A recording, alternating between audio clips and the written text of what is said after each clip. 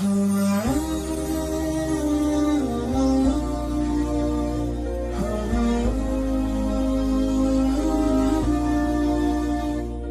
sih yang menjadikan sebab kita itu tidak senang melakukan kebaikan?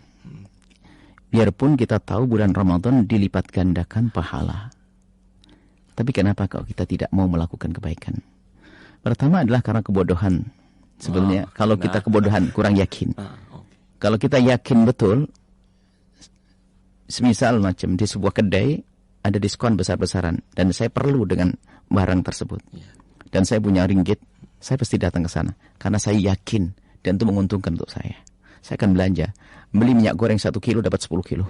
Saya akan ke sana, ada diskon, yakin, ya kan begitu. Dan saya memerlukan barang tersebut dan saya punya ringgitnya. Sama dengan Ramadan. Kalau dia yakin bahwa di Ramadan adalah bulan dilipat gandakan pahala, dia yakin, saya yakin-yakinnya. Kemudian dia merasa perlu kepada pahala besar dari Allah. Mungkinkah dia membiarkan Ramadan berlalu begitu saja? Riwayat mengqama Ramadan imana wa ihtisaban ghufira lahu ma taqaddama min dhanbi. Berpuasa Ramadan atau melaksanakan ibadah di bulan Ramadan dengan penuh keimanan dan mengharap pahala dari Allah, ghufira, diampuni dosanya. Kalau dia punya keyakinan, akan bergegas melakukan kebaikan secara otomatis. Jadi yang kita bangun adalah keyakinan bahwasanya Ramadan adalah bulan istimewa, bulannya para kekasih Allah. Di situ ada malam lebih bagus daripada 1000 bulan. Satu pahala kebaikan sunnah seperti pahala fardu lipat gandakan dan seterusnya. Kemudian ada satu kabar gembira bahwasanya kemudahan akan mudah dilakukan sebetulnya saat itu karena setan dibelenggu. Kemudian seterusnya banyak kabar-kabar tentang kebaikan, kemudahan di bulan Ramadan. Ini ilmu. Ilmu. Kalau sudah tahu begitu, kan tahu. Kalau tidak ngerti kalau kita tak ngerti di kedai ada diskon, kita tidak akan datang kan? Ya, kita harus tahu dulu bahasanya ini ada diskon besar-besaran dari Allah. Kau beramal satu akan dapatkan banyak. Jadi harus ngerti ilmunya ini. Sehingga dengar namanya fadhail a'mal, keutamaan Ramadan, fadlul siyam Ramadan, keutamaan puasa Ramadan, keutamaan bangun Ramadan, keutamaan sedekah Ramadan. Kita pahami ini semuanya. Akan tapi alangkah banyaknya orang mengerti itu semuanya, akan tapi pun tetap tidak mau melakukan kebaikan. Ramadan berlalu begitu saja seperti dikatakan tadi, umur 50, sudah 50 kali menemukan Ramadan, biasa-biasa saja. Maka sesungguhnya yang menjadi sebab kita tidak rindu melakukan kebaikan adalah disebutkan dosa-dosa yang kita lakukan. Sampai dikatakan bahwa disebutkan tu'radul fitnatu 'alal qulubi kal khasiri 'udan 'uda. Tu'radul fitnatu 'alal qulubi kal khasiri 'udan 'uda. Hati kita itu pada dasarnya rindu kepada Allah. Cuman kadang akan tertutup dengan dosa. Sampai digambarkan bagaimana dosa itu menutup hati menjadi gelap. Kal hasiri laksana tikar. Anda tahu tikar? Tikar itu tidak akan langsung melebar begitu. Akan dipintal selembar demi selembar. Hingga menjadi lembaran besar sehingga menutup. Sama. Dosa yang dilakukan seorang hamba akan menjadi titik noda hitam di hati. Kemudian melakukan dosa lagi, noda hitam. Noda hitam hingga pada akhirnya menjadi gelap itu hati. Kalau sudah hati gelap, biarpun dia otaknya ngerti itu sebuah kebenaran, tahu itu dosa, tapi kenapa orang masih melakukannya? Karena hatinya tertutup dengan kemaksiatan yang sebelumnya. Dan menarik kemaksiatan yang lain lagi. Nah, maka dari itu, persiapan di bulan Ramadan adalah kita memperbanyak koreksi diri, memohon ampun kepada Allah. Istighfar sebanyak-banyaknya. Istighfar sebanyak-banyaknya.